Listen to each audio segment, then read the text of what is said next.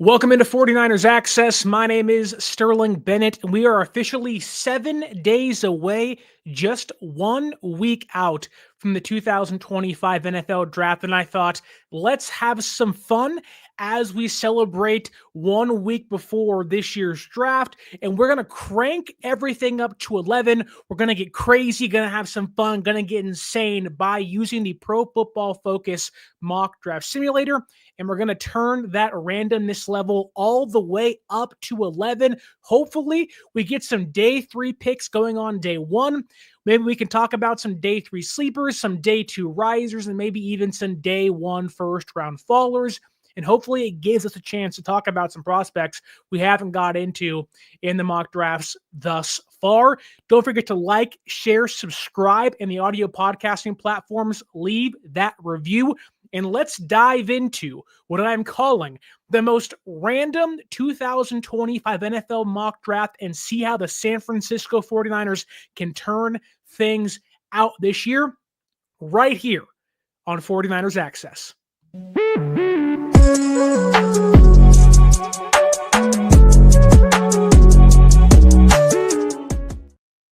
As you can see behind me, we have the PFF mock draft simulator ready to go. The Tennessee Titans are on the clock, and we are going to begin the most random 2025 NFL mock draft you have seen in 2025. And let's see what the Tennessee Titans do. Shockingly enough, not too crazy thus far. We have Travis Hunter going number 1, although it'll be Cam Ward on next Thursday's draft night. But Travis Hunter probably going to go number 2. Abdul Carter, he goes number 2 here, probably going to go number 3, maybe even 4 in next week's draft. Nothing too crazy here, although Cam Ward goes to the Raiders, which has dropped Ashton Jeanty all the way down to pick number 11.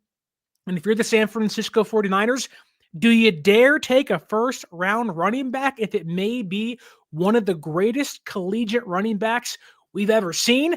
The answer is no. You don't do that here if you are San Francisco, although it would be crazy to do so.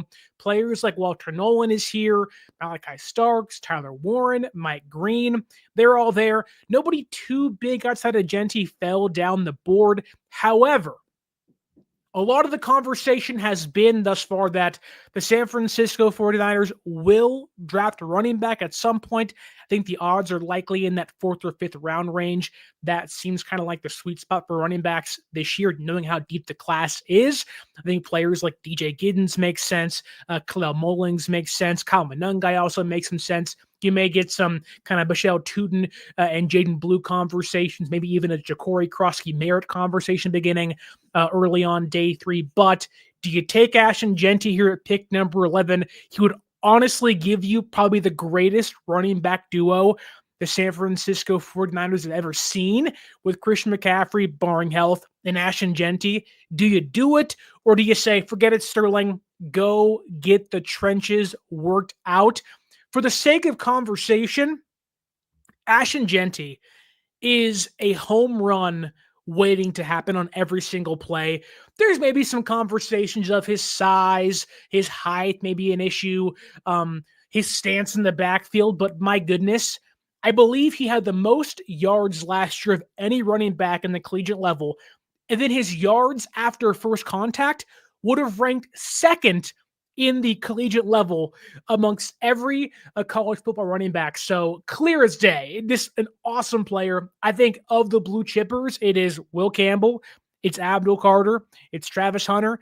I think Ashton Jeanty is that final last guy. Mason Graham is a great player. He can certainly be in that conversation, but guys you know who are going to be great on day 1, Ashton Jeanty screams that for you. You can maybe go Tyler Warren here. Walter Nolan's still there. Mike Green's still there. But let's take some insanity and let's get the greatest running back duo in football. We're going to go Ashton Jeanty at pick number 11. Forgive me for how crazy things might get. And look who's on the board at pick number 11. And I really want to get into Mike Green here because everything you hear about Mike Green, 17 sacks last year, the pressure rate, the way he attacks defensive or offensive lines, he would be a perfect fit at the edge rushing group for the San Francisco 49ers. Got a running back in the first round. Didn't need to go running back, but for the sake of that randomness we're going to have here today, Mike Green is awesome, but there are clear-cut red flags. There has been some mixed signals as to whether he was brought in for a top 30 visit, and I think a lot of people, well, yes, understand what a top 30 visit is. NFL teams use those in a variety of different ways and for a variety of different reasons. And I think if you listen to Tim Kawakami and Matt Barrows yesterday on the 49ers Plus Minus podcast, they talked about players that have some red flags, like Mike Green, like Josh Simmons. Mike Green has some character concerns, some assault charges that were kind of not brought up against him. He wasn't questioned by police whatsoever. Then there's Josh Simmons, who has a knee injury and may never be the same, although the health looks pretty good leading into the draft in 1 week's time. But Barrows and Kawakami both said that the Niners are interested in those players, talking to them, learning about them more, with the odds that if those players fall in round 2 for the already said reasons for Green and Simmons, that they would then be open to drafting them on day 2. And in this practice we're doing here, Mike Green falls to day 2. I think it's a home run pick. Great player, great size, the way he attacks tackles and interior guys. Maybe you don't think he's a 3-down player, a kind of a smaller edge rusher, although he isn't too small compared to like Josiah Stewart, who's like barely 6 foot. But I think Mike Green's a home run pick here. I would go Mike Green. I think he's a top 10 talent. And you get him at pick 43 and kind of fits into what Matt Barrows and Kawakami were saying yesterday as for red flag players falling on day 2 where San Francisco could jump at the want to get both those guys. Kelvin Banks is still here. He'll probably go right around pick 16-ish or before that, maybe. Jalen Walker is still here. A lot of you might say take Jalen Walker over Mike Green. Jalen Walker is in my top 5 players to avoid at pick number 11. I think that while Jalen Walker has the power, there's questions in productivity at Georgia, albeit Georgia rotates their guys like crazy. I'd much rather have Michael Williams from Georgia compared to Jalen Walker. Is he a linebacker? Is he an edge rusher? You don't really know what his role is. I think the Panthers make the most sense for him on day 1, not San Francisco. But we're going to go Mike Green, which surprisingly, you get the top running back and you get the number 2 edge rusher in the class. San Francisco is living pretty good right now on the most random NFL mock draft we've seen thus far in 2025, which brings us to pick 75. And I think, which funny enough, Shedeur Sanders is still here. You have to get into the conversation of defensive tackle, right? You took Ashton Jeanty, you took Mike Green. Omar Norman Lott is there. You don't have your pick of Walter Nolan or your CJ West and guys like that. Omar Norman Lott is, I think, one of San Francisco's favorite picks. If you listen to what Barrows and Kawakami were saying yesterday as well, they predicted San Francisco goes edge rusher in the first round. One of them picked Michael Williams from Georgia. The other picked Shamar Stewart from Texas A&M. Now, I am really split on Shamar Stewart. I would not love the idea of banking on his production to kind of pick up at the NFL level. He's a great fit for the wide 9, but overall, there are undoubtedly concerns as to if you have all these traits, why did it not turn into production, sacks, finishing at the collegiate level? He also lost 20 pounds getting ready for the Senior Bowl. And I think for a team that, wants to have this, although Stewart isn't a refined player by any means, if you lose 20 pounds and his calling card is power, do you still have the power minus those 20 pounds? It's a big question mark for him. If he's there at 11, I can see them liking him a lot. He fits the wide 9. He has all the athletic traits they would love for a player at the edge rushing position. But for the San Francisco 49ers, we already got Ashton Jeanty. We already got Mike Green. I think they are going and already have fallen in love with Omar Norman Lott. I would not be shocked to watch him go in the first round this year. I think that, he is a pass rushing specialist. He had less than 200 run defense snaps over the last 2 years. So is it a you can't do it or you weren't asked to do it conversation? I think on day 2, if he's there, if they go edge rusher on round 1 at pick 11, I think they are gunning for a player like Omar Norman Lott. Massive, massive hands, powerful hands. He will shove offensive linemen back. He'll get to the quarterback like it's nobody's business. I love that pick. You can go Tyreek Williams here, probably a more guaranteed day 2 pick. Very similar to a player like CJ West, albeit different archetypes. A run stuffer, not going to give you much from a pass rushing capability standard. However, Tyreek Williams gives you that run stuffing interior guy you like, paired next to maybe a Walter Nolan or TJ Sanders out of South Carolina. But I would go Omar Norman Lott here. We're going to do it in round 3, pick 75, and kind of stick with one of the players I think San Francisco will target on day number 2. Maybe if they trade back, even on day number 1.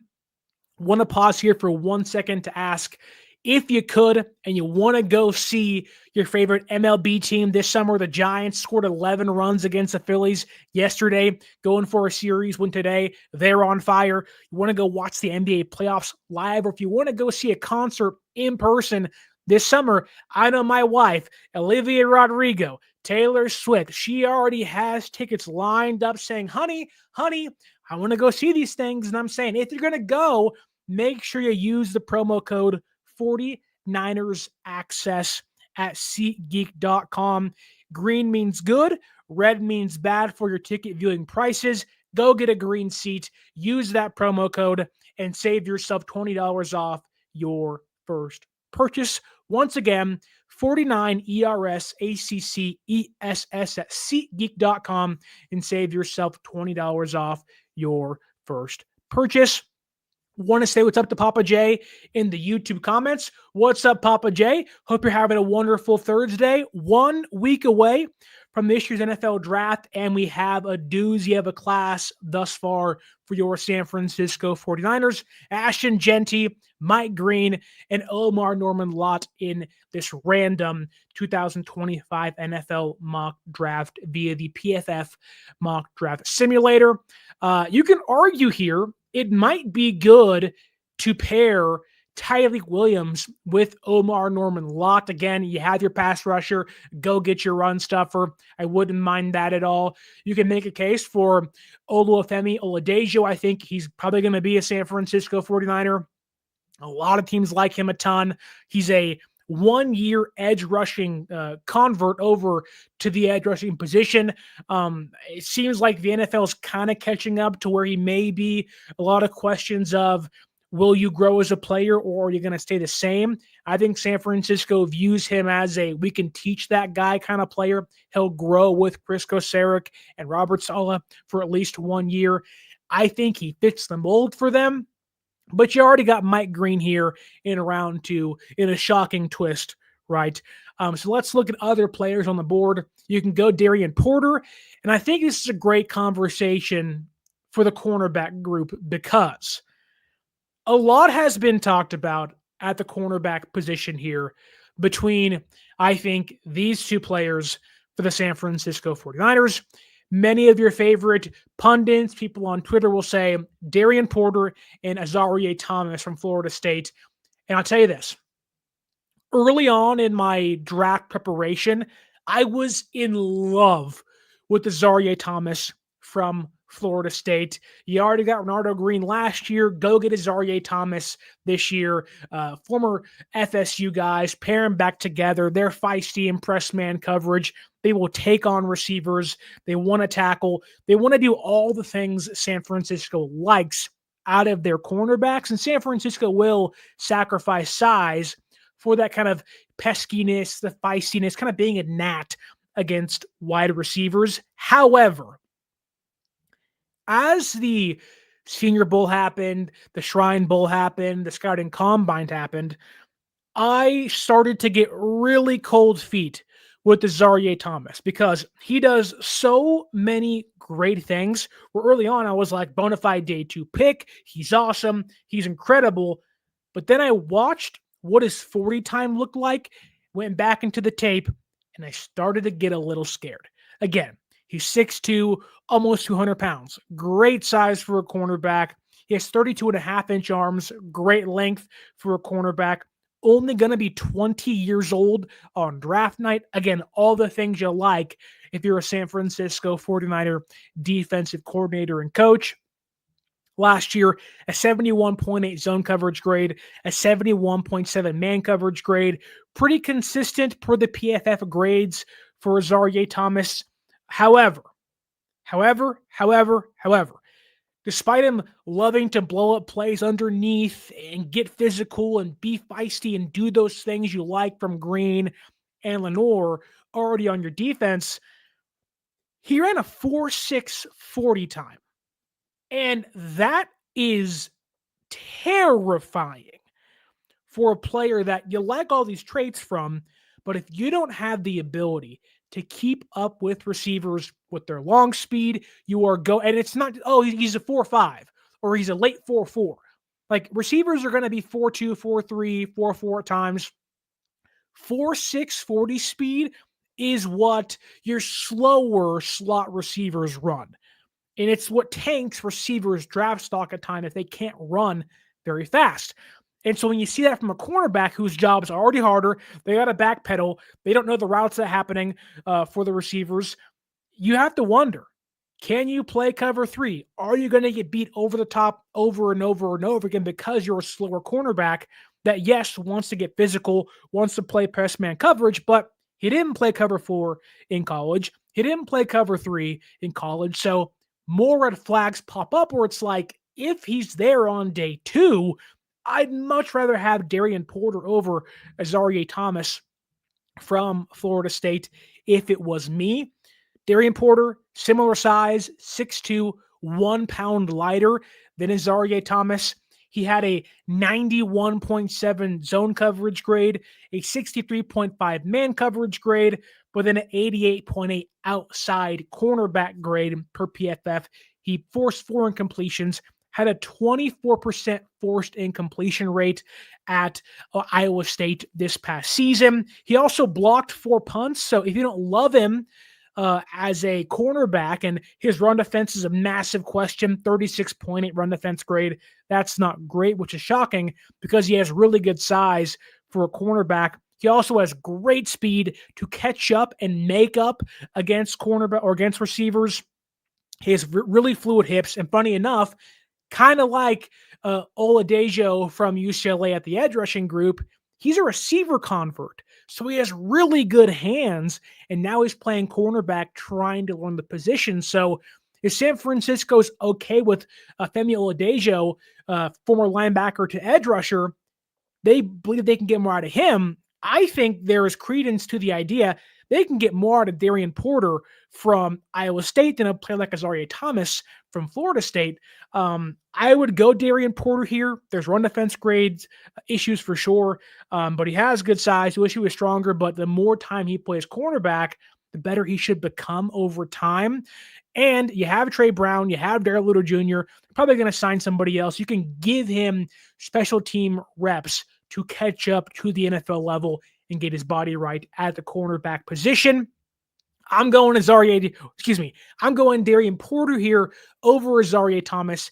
Get yourself I don't want to say lockdown cornerback, but get yourself an incredible speed cornerback to stop plays over the top, especially if you are going to roll out Jair Brown and Malik Mustafa, more so Jair Brown here.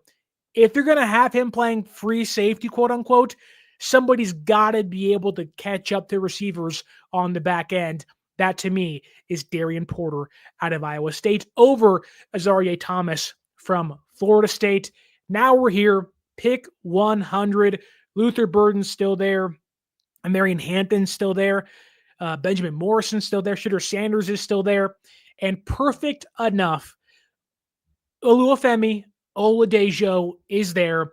It's an easy pick for me. Or We could get a little zany and we could go CJ West, Indiana, pair him on the interior. Maybe you go Chris, quote unquote, Pooh Paul Jr., linebacker out of Mississippi. San Francisco likes him a ton. Maybe he is your Dre Greenlaw replacement. Man, this is tough. Let's go Olafemi Oladejo here. Get them an edge rusher, pairing with Mike Green. You get your 17 sack guy, then kind of get your project guy behind him. I think it's a good pick for San Francisco at pick 113, which may be where he goes. He also may go a little earlier than that, probably earlier on day 2, likely in round number 2 or early in round 3. And I think perfect for San Francisco. CJ West is still there. Go and get your run stuffing, space eating, bowling ball interior defensive tackle, pairing with Omar Norman Lott, and you have yourself now 4 incredibly impressive defensive linemen. Guys who you say you can go out there, and even if Mike Green gets you 8 sacks, Femi gets you 6 sacks, you have Yetur Gross-Matos, you have Omar Norman Lott, you have CJ West, you have now built yourself an awesome defensive line group, not just on the interior, but also on the exterior with the Nick Bosa and company. You can maybe talk me into, earlier, maybe a receiver. I don't know if San Francisco needs a receiver. You have Demarcus Robinson. You have Juwan Jennings. You have Pearsall. You have Cowing. I know in last week's draft, or actually earlier in this week's draft, we took Kyle Williams from Washington State, but he's probably going to go early on day 2. His stock has risen a ton since the scouting combine. And so I would keep out for the Titans. Cam Ward and Kyle Williams played together before in college. So I think Cam Ward goes 1. It would not be shocked to watch Kyle Williams from Washington State go early on day 2 to pair with Cam Ward with the Tennessee Titans. I think it'd be awesome for them. They get really, really, really good players out there for their young cornerback. And we're sitting here on the board at pick 147. We haven't gotten an offensive lineman yet. We can go safety here. Andrew Makuba's there, a great playmaker out of Texas. I think he has some of the best ball skills in this draft. If you want to go receiver, Jalen Noel is there from Iowa State. Give him Darian Porter on the other side. Jalen Noel is awesome. He is one of my draft crushes this year at the receiver position. I don't think San Francisco takes him, but I think he's wherever he goes, whether it's Kansas City or Buffalo or a not so warm place like Ohio or Pittsburgh. I think Jalen Noel is going to be awesome wherever he goes. He's a smaller receiver out of Iowa State, 5'10", 195 pounds, but he is just incredible as a kick returner, as a punt returner. The change of direction is off the charts. He will separate. He'll get open with a flash. He is so fast. He has yak ability. He'll break a few tackles. He can take the top off a defense in a snap of a finger, and you go, oh, wow. My biggest fear is that, again, those teams like the Ravens, the Bills, and the Chiefs get him. Speed with a good arm and strong arm quarterbacks. It'd be a nightmare to defend, especially if you have with Patrick Mahomes and Hollywood Brown and Travis Kelce and company out there. It would not be fun. Rashee Rice comes back probably this year for them, so it would not be fun. His size, he's smaller, but actually wants to block, which I think maybe could lean if San Francisco wants that receiver to draft somebody like Jalen Noel from Iowa State. He also, funny enough, for a 5'10", 5'11" receiver, he can go up and get the ball. There's a lot to like from Jalen Noel out of Iowa State. Probably going to be an early day 2 player, maybe a 3rd round pick. But if San Francisco wants to take a receiver, I would not be alarmed or surprised if it was Jalen Noel from Iowa State. You can maybe get into the tackle conversation here. Marcus Bowe from Purdue is there. I think San Francisco just brought him in for a visit. He can play center, he can play guard, he can play tackle. There's a lot to like out of Purdue's Marcus Bowe. Tate Ratledge is here. You can really get into a guard conversation, although guard is so interesting because San Francisco likes Ben Barch enough to bring him back as a starter. They like McKivitz a lot as their tackle. You love Purdy, obviously. I am someone that advocates for them to upgrade at left guard this year. Kelvin Banks is a big reason for that. Maybe you go and get lucky and Will Campbell falls, although I don't see it happening. Jonas Savaiinaea from Arizona could be a tackle guard combo. If I'm San Francisco, you have to find somebody else to pair on the interior with Purdy and Brendel, because a lot of the issues Brendel had, although he was bad on his own, was because Aaron Banks was atrocious last year. Get a better left guard, and you'll see a better puller. Last year, we saw Aaron Banks and Eric Sauber literally run into each other in the backfield. And it was like, okay, now two guys run blocked. What's going on here? So I would not be shocked to see San Francisco go guard because they kind of have to. They also have to get a swing tackle. So maybe you kind of get the combination going. Maybe you like Burford enough to be your left tackle behind Trent Williams. Wouldn't be shocked there either. But for the sake of trying to kind of stay in the lane of what San Francisco likes to do, wants to do, I think linebacker here makes a lot of sense for San Francisco. We're going defense for sure, and I get that. A lot of people hate that. Done that plenty of times. And I want to ask you guys this because I got a lot of complaints in all the mock drafts, whether it is in the comment section or on social media. I will leave posts up and people say, where are the offensive linemen? And I'm like, what do you mean? We got a guy in the 6th round. We got a guy in the 5th round. Fans are like, no, you have to go round 1. You have to go round 2. They have to find starting caliber, blue chip, day one starters on the offensive line in the first 3 rounds. And I can see them going offensive line on day 2 for sure. Again, Jonas Savaiinaea from Arizona makes a lot of sense for them. Charles Grant from William and Mary could also be a great pick for them. He maybe can be your Trent Williams replacement in a couple years in time. But I don't really think San Francisco hates their offensive line. I think they want to improve it, as they should, but a lot of people have been like hammering the point home on like, you got to get offensive linemen, where I'm like, Dominic Purdy was a round 3 pick last year. And everybody was screaming round 1 tackle, round 1 guard, like people were like, why are you trading back? Why are you taking a receiver? And it's like, they got a dominant force in Dominic Purdy in round 3. I think San Francisco is so nitpicky over their offensive linemen that while, yes, there are certain guys they may like, a lot of the guys they may like are going to be gone probably, I think, in round 2. But if there's a tackle there, again, Charles Grant makes sense. Jonas Savaiinaea makes some sense. Marcus Bowe can be an interior guy, mainly a center and guard combo. If San Francisco somehow finds a way to trade back, Gray Zabel would be incredible for them. Center, guard, tackle, it don't matter. Like, if you want to go offensive line early in this year's draft and you want the versatility, Gray Zabel is the man for you out of North Dakota State. Kawachipto even says here, to be fair, their day 1 and day 2 offensive line guys have been terrible. I think they've only taken 3 offensive linemen on day 1 and 2 since Shanahan and Lynch got there. McGlinchey in 2018, I picked 9?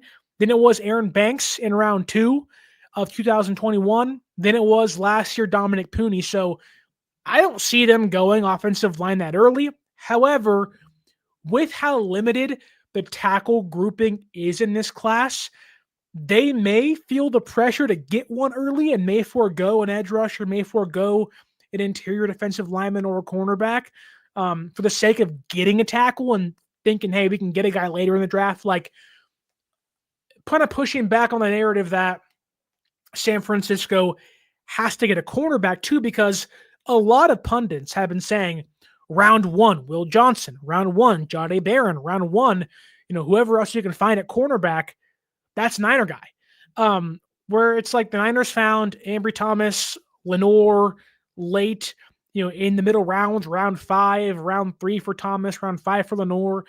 Travarius Ward was a big name signing, but he was a UDFA from the Dallas Cowboys and the Chiefs. So like their archetype doesn't really need to be an early pick guy or an early, day 1, day 2 player. I think people are overestimating how big of a loss Travarius Ward was. Great person, really good player, but it was really bad last year. But which is why I think, Kobe Bryant makes sense for them from Kansas. Jacob Parrish, maybe late on day 3 or late on day 2 in round 3 can make some sense for them from Kansas State. As a kind of a nickel back for them going forward. Give yourself some 3 guys that can play nickel in the outside in Lenore, Green, and Jacob Parrish from Kansas State.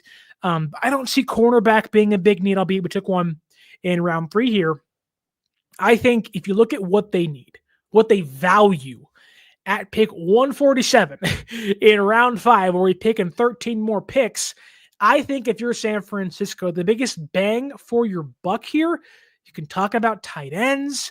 Elijah Arroyo's still there. He's a home run hitter from Miami. You can talk about Jalen Noel. You can talk about Pooh Paul, Marcus Bowe. Savion Williams is there. Jamari Caldwell took him plenty of times in our drafts in previous weeks. Jeffrey Bass is still there. But I'm going to go with, to me, what they want the most on a round 5 pick. That is Chris Paul Jr., linebacker, Mississippi. Got to replace Dre Greenlaw. I think that, there's a little bit of a misconception from me that the San Francisco 49ers, who were overwhelmingly trying to bring back Dre Greenlaw, flew out to his house, I think in Texas, and were like, come back, we'll up the offer, and this, that, and the other. That said, I don't think that was out of fear of D. Winters not being great. I think it was because they respect Dre Greenlaw so much.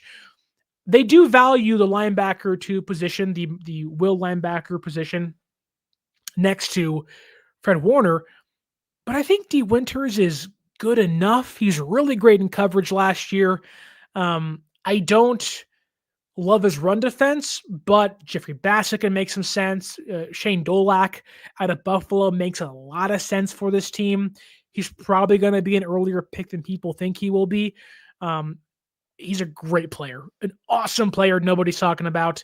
And again, Pooh Paul from Ole Miss, which, funny enough, you will see a lot of people when Chris Paul Jr. tackles somebody, he pooed all over him. And I'm going to say that is a great celebration for a player like Chris Paul. To have the nickname Pooh Paul is awesome. But you get your Dre Greenlaw replacement, quote unquote. Now you're back on the board at 160. I think they go Marcus Bowe. I think you get your offensive lineman. He can play tackle. He can play guard. He can play center. He had a really hard time at the Senior Bowl, which, again, knocks him down many people's boards for them. But I think San Francisco likes the versatility a ton. I think for Marcus Bowe, he's 6'5", 300 pounds. He plays light on his feet. He's uber explosive, arguably one of the more explosive offensive linemen in this year's class. He played right guard in 2022, played right tackle in 2023. And Shanahan wants to utilize the offensive line as a weapon, whether it's pulling left tackles or guards or this, that, and the other. I think he would view Marcus Bowe from Purdue as a weapon. And if you give Kyle Shanahan a weapon on the offensive line, paired with Trent Williams and Dominic Pooney and some plug-and-play guys, Colton McKivitz, Jake Brendel, wherever Bowe plays, I think it will be valuable. Now, that said, I don't think he's a day 1 starter for you. I think he'll need some time. I think there is some technique issues with him. His lower body isn't great. Sometimes he gets a little too high in his stance and he loses leverage early. But if you're going to play light on your feet at 300 pounds, that's like a no-go for you on the exterior. But if you're on the interior, you got bigger guards as well, like or bigger defensive tackles, excuse me, you're going to have a hard time staying in front of your blocks and whatnot. But I think there is some help. If he plays guard, he plays center, get him next to Purdy, next to Brendel, next to Trent Williams and company. He'll have some help. He can survive in year one, or at least be a cog in your machine on year one. I would love San Francisco to take Marcus Bowe somewhere probably late on day 2. Maybe if you're lucky and he slides early on day 3. Man, I would love that for the San Francisco 49ers. But we're back on the board at pick 227, just 3 picks left in this NFL mock draft. We're going to go Jalen Noel, get your receiver. I love, and I already talked about him earlier, love Jalen Noel for you. And for the San Francisco 49ers, you got a receiver, you got your offensive lineman, you got your linebacker, you got 2 interior defensive tackles, CJ West, Omar Norman-Lott. You got your kind of speed, sticky in coverage corner, Darian Porter. Although, again, being a receiver convert, needs to figure out his body and learn the position more, but he can probably sit for a year behind Trey Brown and Darrell Luter Jr. You love Mike Green, obviously. There are some red flags, so maybe love is a strong word, but you like him enough in round 2 at pick 43 to take him. And, of course, Ashton Jeanty in round 1 isn't the need, but it's certainly a want for you if you are the San Francisco 49ers with Christian McCaffrey and Ashton Jeanty. He'd make a lot of the Brock Purdy has to carry the team concerns go out of the window. I mean, honestly, man, like that would be just a 1-2 punch of one of those guys, if not both those guys, are never coming off the field for you if you're San Francisco. Kawachipto says here, a 25-year-old Darian Porter who runs away from contact. And when I said sit for a year, he goes, he's going to be 26. Yes, I think that's certainly a concern. I'm not going to disagree with you there. In fact, I would agree with you that the age, he's a 5th-year senior out of Iowa State.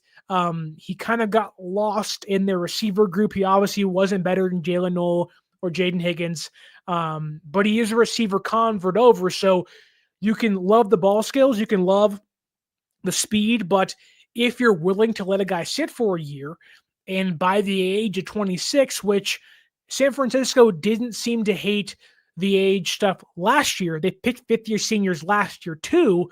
And if that guy can sit for a year or kind of be a spot player here, there, maybe be on base downs only and whatnot, or be on passing downs only, like long 3rd downs, 3rd and 10s, 3rd and 12s, I think there is a spot for Darian Porter to grow as a player. And I think they like Trey Brown enough to be your number 3 cornerback, at least for 2025. Maybe you hate that. Again, I would go Jacob Parrish. I love him a lot more than Darian Porter. But again, Azaria Thomas, the speed scares me. 4.6 is scary as an outside corner, where I think Porter can learn for a year and be a better player down the road for you than a player like Azaria Thomas from Florida State. But back to pick 249 in round 7. I think if you're San Francisco, there's a clear-cut answer here. You go Jamari Caldwell out of Oregon. He's an awesome, incredible player. You can also go Cameron Jackson from Florida. Love him a ton. Run stuffer. He's a dog to get on the interior defensive line. Nick Nash has kind of been talked about because he was at the pro day, a local kid out of San Jose State, albeit I don't really like Nick Nash a lot for San Francisco. That's a draft and stash player for probably 2 years. I don't love drafting players like that, but they picked Trey Lance, so who am I to say anything? But back to who I think they should pick here if these guys are on the board. I think Jamari Caldwell, you just get a dog on the interior. Took him earlier, and I think last week's draft, he's awesome. I mean, probably a late round 3, early round 4 player for San Francisco. Certainly outshined by Derrick Harmon, his running mate out there in Oregon, but he's 6'2", 342 pounds. Excellent run defender, good against the pass. He had no sacks last year, but in 2023, he had 6 sacks with Houston. He's a true nose tackle, a space eater, a lane clogger. You get him and CJ West on those base downs, early running downs. No one's getting by you on the interior. I would do that for San Francisco. And with one pick left, 252, let's examine the board because to kind of rewind a little bit here, here's who we took. Round 1, pick 11, running back Ashton Jeanty in our insanely random mock draft. We went running back in the first round. He was there. He dropped to us. It's not going to happen on next Thursday's draft. I get that. But if he's there, Chris McCaffrey, Ashton Jeanty, it would be something to watch. It'd be incredible. It would give me shades of the Giants in was it 2011, 2013 when they beat the Patriots, where they had Brandon Jacobs and Ahmed Bradshaw and Derrick Ward. But you'd have arguably the number 2 or 3 running backs in football on day one and give you the LT and Michael Turner with the Chargers back in the day. We went and got Mike Green, edge rusher out of Marshall, Omar Norman Lott in round 3, along with Darian Porter, the cornerback.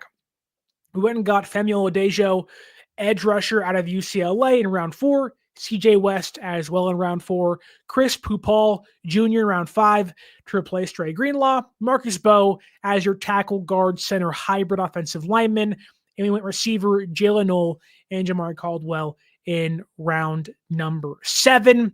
But we're here. It is the last pick for the San Francisco 49ers in this 2025 NFL draft. Do you go tight end? Do you go Elijah Arroyo? He's still there. On PFF's ranking is player 57. I think they want a tight end. Harold Fannin Jr., Gunnar Helm can make some sense. They've talked to Jackson Hayes, a blocking tight end, talked to Jalen Conyers from Texas Tech. I don't love Conyers or Hayes for what they need. They already have Luke Farrell as their blocking tight end. You don't need a tight end per se because you have George Kittle. But when you talk about Elijah Arroyo, a lot of injuries, but he's got sure hands. He can get vertical. He is a yak monster, good separator, good change of direction. He's a physical blocker, and he still has kind of that receiver mentality of I want to play receiver, but I'm also a tight end where kind of a nice mix of both. But I think he's more of a project player because he kind of fits that tweener mold. He's 6'5", 245 pounds. He really can't play in line at a consistent basis, and you want a better blocking technique. But as a receiver, you're getting a great player, I think, on day one. But his usage, I think, will be limited because not a great blocker. He'll try. Not great, though, and he can't play in line for you. You can maybe go edge rusher here and get yourself one of the remaining players, Baron Sorrell from Texas, Tyler Batty, Johnny Walker. Baron Soul from Texas is still here. He's a pretty good player. I don't love him a lot. If you're the San Francisco 49ers, I don't there's a reason why I haven't talked about him once. Usually, and to kind of give you some behind the scenes, behind the glass information here, most guys I talk about on the show are usually players I can see fitting the San Francisco 49ers because, well, that's my team. It's your team. It's who you cover. But I think a lot of the guys we talk about here is guys we think that fit San Francisco, their needs, their wants, their scheme fit, the way they play. I don't think Baron Sorrell fits the San Francisco 49ers much. I don't love the rest of the edge rushers here for the Niners. You can go Makuba and get yourself a free safety. I think he would kind of make a player like Darian Porter irrelevant. You can go ahead and take Azareye'h Thomas if you get Andrew Makuba, who can be that roaming kind of free safety player for you on the back end in single high coverage situations. You can go Noah Williams, who I think is a great pick out of California. You can go Cameron Jackson again. You can go Joshua Farmer.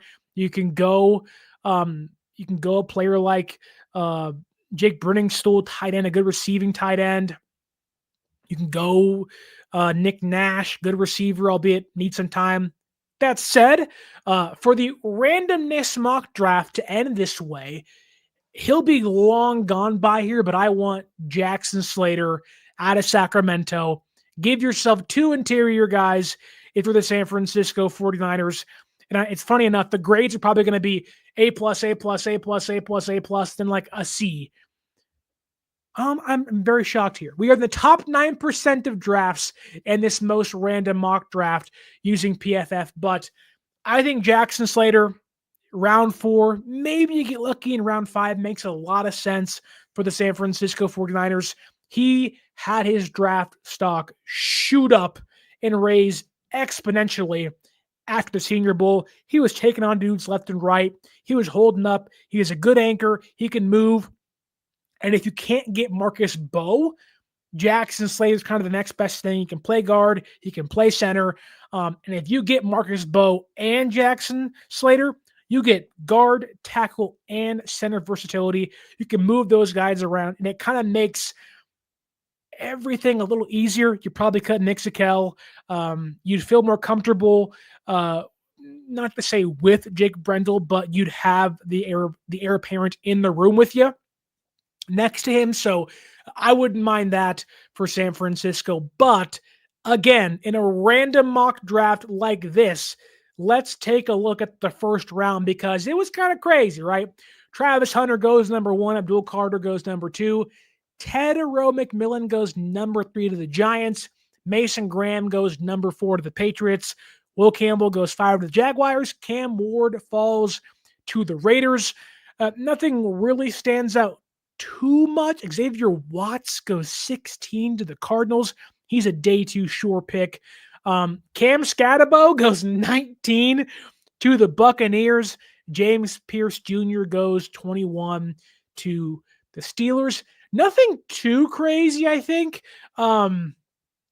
Like, there are some surprises I think could go. Walter Nolan falls all the way to 32 and goes to the Philadelphia Eagles.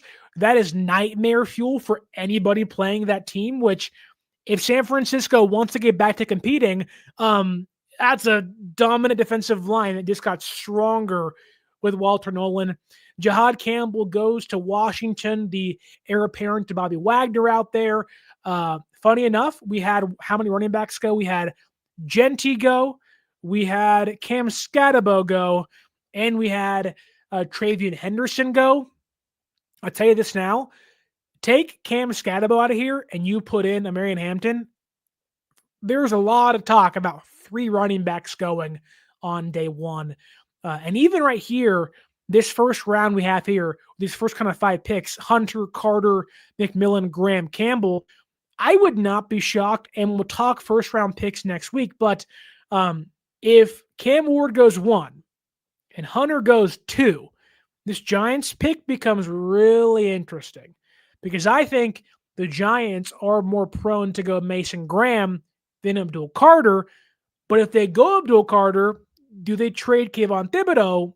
And is it open up a door for a team like San Francisco, the Texans, the Commanders, and others to want to trade for Kayvon Thibodeau from the Giants? But I think they go Mason Graham. I think Abdul Carter falls all the way to number 4 to the Patriots. They get what they want. And that leaves you Will Campbell, Will Johnson, McMillan, Mimbo. I don't think Barron's a top 10 pick. I don't think Will Johnson's a top 10 pick. Josh Connolly's not either. Like, you got good players that fell in this random mock draft we did today. But for the Niners, to recap one more time, round 1, pick 11, Ashton Genty. Round 2, pick 43, Mike Green. Round 3, pick 75, Omar Norman Lott. Round 3, pick 100, Darian Porter out of Iowa State, the cornerback, which Kyle Chipto did not like, but we'll see what happens on Thursday's draft. Olufemi Oladejo went round 4. There are some players on here we've talked about plenty of times. Mike Green, Norman Lott, CJ West, Oladejo from UCLA, but we haven't really talked about Jalen Noel, Jackson Slater, Marcus Bowe, Chris Paul, and Ashton Genty, but Genty really doesn't need any introduction, which is funny because that's the one pick that didn't get an A+ on this was Ashton Genty, who is a bona fide, probably top 6 player in this year's draft with needs and whatnot. So pretty funny to watch PFF grade that as the second poorest pick on our mock. Then Jackson Slater goes in round 7. If the Niners get any of these players at any of these places, Mike Green, Norman Lott, Oladejo, CJ West, Chris Paul Jr., Bo, Noel, Caldwell, Slater, it's a great pick. It's a great pick. Now, that doesn't mean an overdraft, but it's a great pick for San Francisco. I hope you enjoyed this random NFL mock draft we did. Having fun. 1 week away from the 2025 NFL draft. I cannot wait. Stay tuned. We have a ton of content coming your way next week on Monday. Going to be the final 49ers 7-round predictive mock draft using PFF. Then as we get closer to Thursday, day 1 of the NFL draft, we are going to give you a predictive what I think will happen in round number 1 leading up to pick number 11 and beyond for the San Francisco 49ers. So stay tuned for both those things. We're also going to discuss your NFL draft hot takes, so you can comment those down below. Got a ton of responses on Instagram and on Twitter. A lot of you had a lot to say. Going to react to that in the next few days or so. So stay tuned. 3 podcasts, 3 videos coming your way at least leading up to day 1 of the 2025 NFL draft. And to give you even better news, on day 1 of the 2025 NFL draft, and maybe even on day 2, I will be live on 95.7 The Game on the airwaves out there in San Francisco and live on YouTube on the 957 The Game YouTube page, reacting to and discussing day 1 and hopefully day 2 of the NFL draft live on the air, hopefully with plenty out there. Kyle Chipto, Tommy Huxley, Papa J, and many more. So tune in here and tune in there at 957 The Game on YouTube or on the Odyssey app to catch me live reacting to this year's NFL draft. That said, hope you enjoyed the show. Hope you like, share, subscribe, leave that review. Who would you have taken in this random NFL mock draft? Did you like the picks we took? Did you want some more craziness? Did you want some more out of the box thinking? Tell me down below and tell me which player you need the San Francisco 49ers to take in round 1 or day 2 of this year's draft. Who is your draft crush? I really, really want to know as we get ready for next Thursday's NFL draft. Don't forget to like, share, subscribe, leave that review. You can use that promo code 49ERSAccess, 49 ERS ACCESS at SeatGeek.com and save yourself $20 off your first purchase. And follow us on social media at 49ers_access is the X and 49ers.access is the Instagram. As always, my name is Sterling Bennett, and stay faithful.